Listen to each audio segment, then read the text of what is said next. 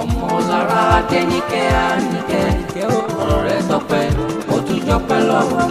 para èrò ọ̀rẹ́ kan wá bá ojú mojú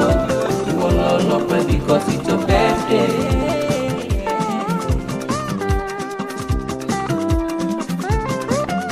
Ọmọlára Adéníkẹ́ Àníkẹ́ ìwọ gbogbo lọmọlọ́kọ ọmọlọ́jọ́ ìlú ìmájú fún ikú ọ̀rẹ́ ọ̀ní ètò ọ̀fọ̀fọ̀sà àjọ tàbí ọ̀kọ̀ọ̀kan lẹ́nu jẹ́ ọ̀rẹ́ já sọ pé ó yẹ kó fi jóyè lẹ́dùnmáà rẹ̀ kó ní alára àgbà ìjà oṣù bàbá.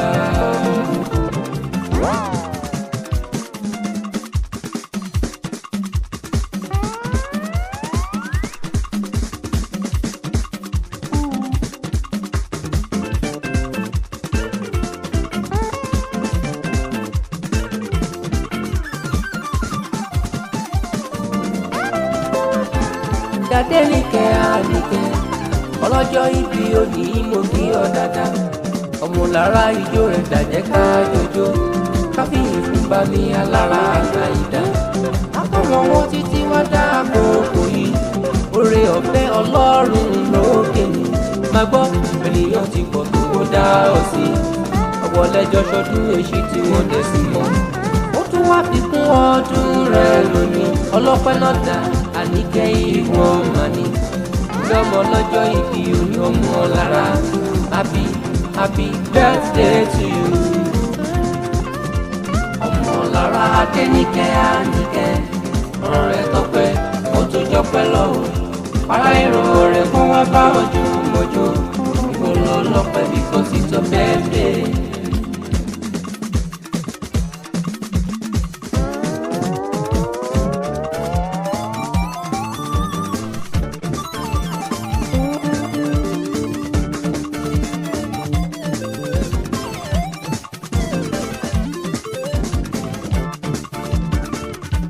Láwọ̀ Àníkẹ́ Ọmọlára ọmọ lọ́jọ́ bí oṣù kí ọ dáadáa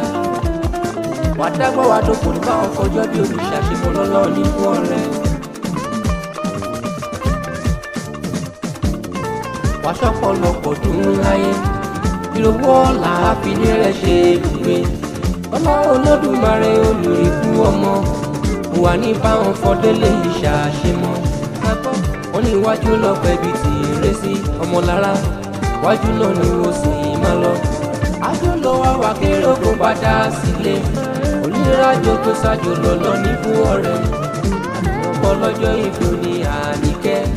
ìwọ gangan lọmọ lọ́jọ́ ayẹyẹ ọdún yìí á san ó sí rere ó dandan ìgbà ọdún kan máa ní.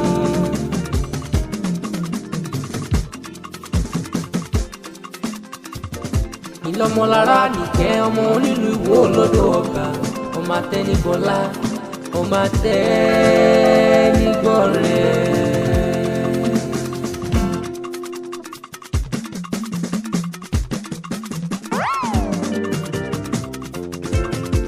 Ìwọ tí ó nílẹ̀kùn bẹ́lẹ̀ ọ̀dẹ̀ ní kọ́kọ́rọ́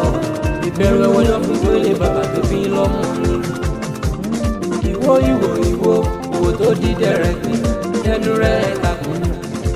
ìdẹ̀rẹ̀ kò já mọ́ bí mo gbé gbà lọ́jà rẹ̀ ọmọ akáwé ṣòwò akábí ṣòro lẹ́nu ọmọ olùgbọ́n àgbẹ̀ ọmọ báyà mú àgbẹ̀ nìyẹn wọn kí gbogbo là lọ́wọ́ bàbá tó bí lọ́mọ. Ọmọlára Àníkẹ́ mọ̀ fún ẹni mi lónìí ó ṣọjọ́ bẹ̀rẹ̀ ló wà ní báwọn fọdún lè ṣàṣe wọn ni.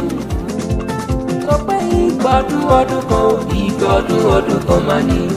Ọmọlára ìgbà ọdún kan máa ní ọlọ́jọ́ ìbí òní o ìgbà ọdún kan máa ní o máa ní ikú ọmọ ìgbà ọdún kan máa ní àfọ̀délé yìí ṣàṣemọ́ ìgbà ọdún kan máa ní.